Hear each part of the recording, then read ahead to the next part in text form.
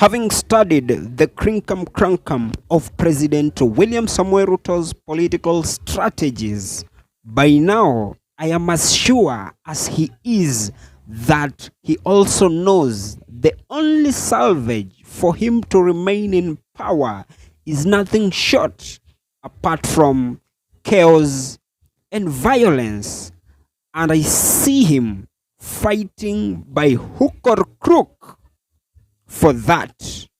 Listen, today the Ethics and Anti-Corruption Commission had pitched camp at the Tawe Crusaders residence in Kitale, and we witnessed all manner of havoc, and by President William Samoei Ruto attacking Governor George Natembeya. There are more than 3 hypotheses that are arising. 1, it is either President William Samoei Ruto wants to technically make Governor George Natembeya bigger than not only the DAP party, but also rather bigger than Eugene Wamalwa, so that he can directly call Governor George Natembeya at the negotiating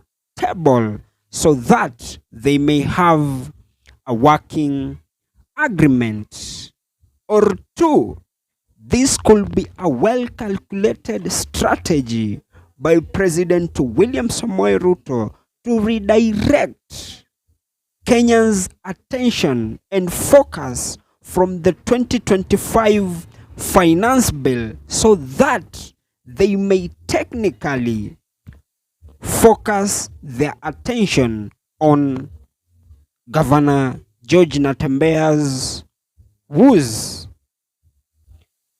Because by the Ethics and Anti-Corruption Commission going after Governor George Natembeya, I kid you not, that is going to give Governor George Natembeya clout, thus making him big.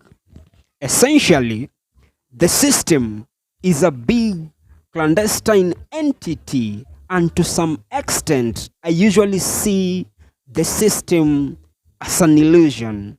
And by the government being led by President William Samoei Ruto going after Governor George Natembeya, from where I sit, it could be categorically and strategically be creating 2 powerful tribal kingpins, and in this context, one being the former deputy president from the Murima region, and the second kingpin being Governor George Natembeya, hence making it very much easier for the system and the government led by President William Samoei Ruto to call them on the negotiating table.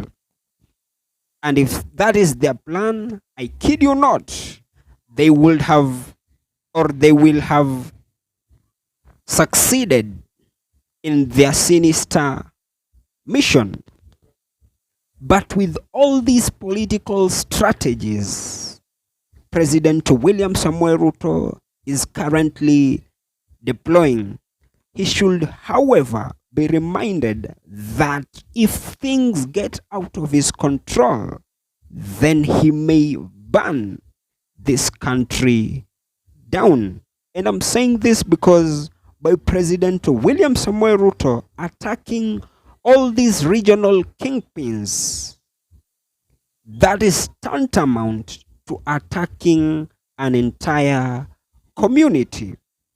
How I wish that his advisors should remind him of the Arab Spring in Tunisia that began with the self-immolation of Mohammed Bouaziz on 17th December after his vegetable cart was confiscated by a woman police on duty. And guess what? That alone that act of confiscation of his vegetable cart sparked the genesis of a revolution. I'd personally wish that President William Samoei Ruto should be very, very, very careful with what he is currently doing. And this is because by President William Samoei Ruto going after regional kingpins, it's directly seen as political witch hunt against some tribes, and that may not end well.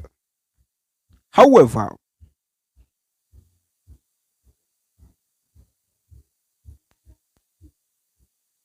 by President William Samoei Ruto going to arrest Governor George Natembeya, he could use that as an intimidation tactic and force him work with him. Now that people like Eugene Wamalwa were very categorical that they'd rather retire than work with President William Samoei Ruto. So by him sending the EACC to arrest Governor George Natembeya, he will be giving him clout and thus installing intimidation. And if Governor George Natembeya is intimidated, hence President William Samoei Ruto calling him, if at all he will be intimidated, he is likely to get into an MOU with President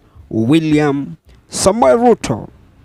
Apparently, when I see President William Samoei Ruto orchestrating all these violence associated moves, all what I see is a man who wants to live in perpetual chaos just for him to avoid accountability from Kenyans. Because once there is chaos, it becomes as hard as selling pork in Saudi Arabia to bring any public servant to account.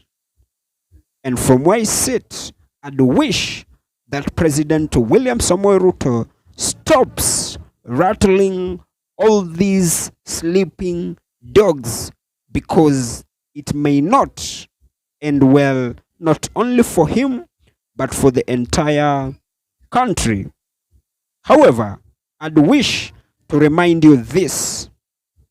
President William Samoei Ruto is a man who campaigned with value-added idioms like, we will not use the police for political witch hunt, and other value-added idioms. But as of the time of this broadcast, guess what? And I kid you not, President William Samoei Ruto is leading from the front in doing the exact opposite of what he used during the campaigns. How I wish that yourself, myself, and millions of Kenyans should just obey the doctrine of Recep Lokitar as we wait to see how the political unfoldings shall be undoing.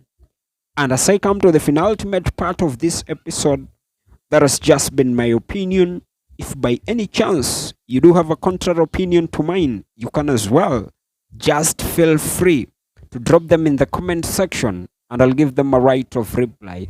And by any chance, if you have been watching my videos and you have not subscribed, you can as well just consider hitting on the subscribe button. Thank you, and may God bless you.